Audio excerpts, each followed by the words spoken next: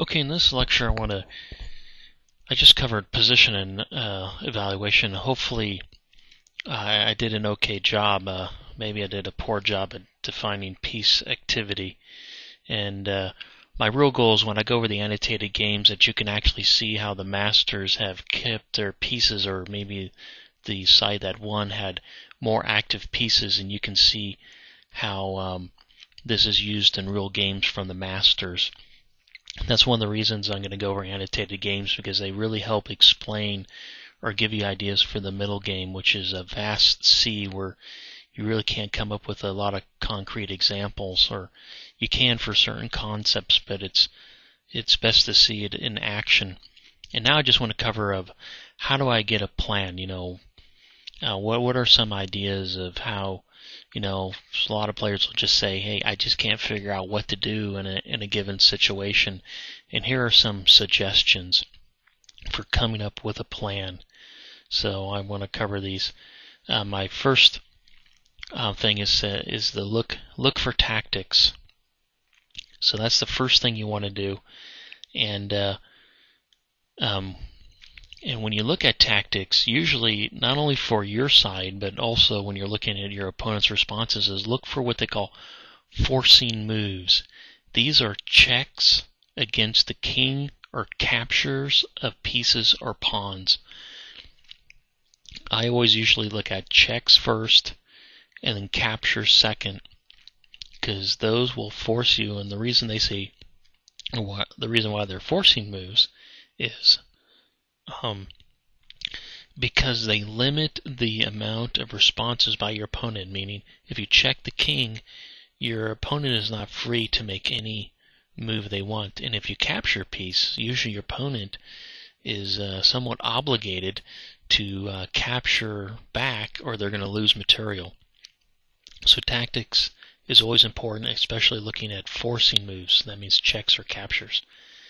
The next thing is strategy from the opening. This is why I cover the openings, and I covered the basic ideas and plans for white and black in those openings, is because it gives you a general idea of what you should be doing for the rest of the game. Sometimes I'd said, for the Sicilian dragon, black was probably going to attack a queen side. Then you have an idea of what side of the board you should be attacking on. Things like that.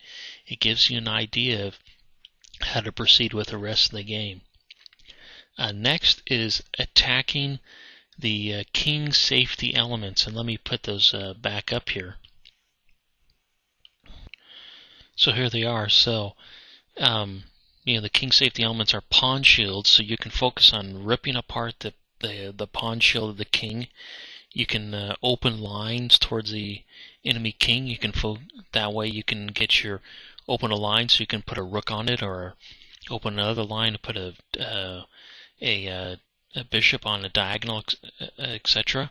Escape squares. You can focus on reducing the number of escape squares for the king. Attackers. You can get more pieces over by the enemy king. You're not going to checkmate from a distance a lot of times. You need to get pieces over by the enemy king. Defenders. You could focus on getting rid of that knight, which is help defending, or the bishop, which is helping to defend the king, as you get in, as you get your attackers over there. So that's one way of looking for a plan, is looking at these things that lead the king's safety and eliminating them from your opponent. Or you can think about it is that I can increase my king's safety by making sure I have these elements. So if I can scroll back up to planning helps. And then the biggest thing is, should I be playing on the king side or queen side? So you gotta tell yourself, a lot of people will split the board into or they say attack in the area where you have the most pieces. And if you sort of look at white in this example, queen side or king side, you can tell that most of white are, this bishop is attacking into the king side, and the queen is attacking, this rook is attacking. So obviously this Bishop cuts through. So you can see where all the pieces are directed for white. So obviously white's not going to move all its pieces over to the queen side and then attack. It's going to take a nice frontal attack right here, and that's right where it's all aimed at. So obviously you can tell where white's plan is going to go in this situation. So you want to attack maybe on the side where all your pieces are. And but the other example, which I need to set up the board for, so hold on, let me pause and do that. So I just put the basic element. Maybe I should have put a real chess position on here, but there's this thing that most people know about by tacking on the side where your pawns are pointing. So in this case, you can tell that white's pawns are pointing this way, and red's pawns are pointing this way. Now I've taken all the other pieces off, but if you have this situation, and let's say white had another pawn here or something, that the pawns are sort of pointing on the king side. So that means white should be seeking to attack on the king side. Now, this is because also the other reason is because the center is locked here by the pawn, so attacking through the center is not possible. So if you find yourself with this situation where the pawns are locked in the center and you're not too sure which side you should be attacking on, you attack on the side on which direction your pawns are pointing. So, white's pawns are pointing this way, so therefore white should attack on the king side, and then blacks are pointing this way, so black should attack on the queen side.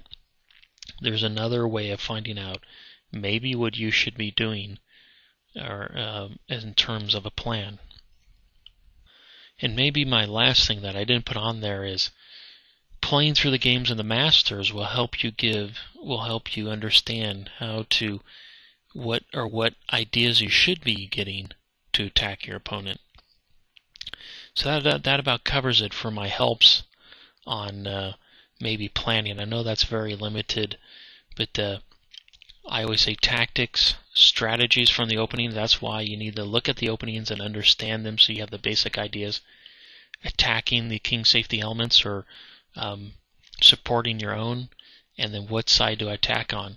Well, it's going to be the side where you have most of your pieces on, or it's going to be which way your pawns are pointing. So there are some good quick ways of finding out your basic plan.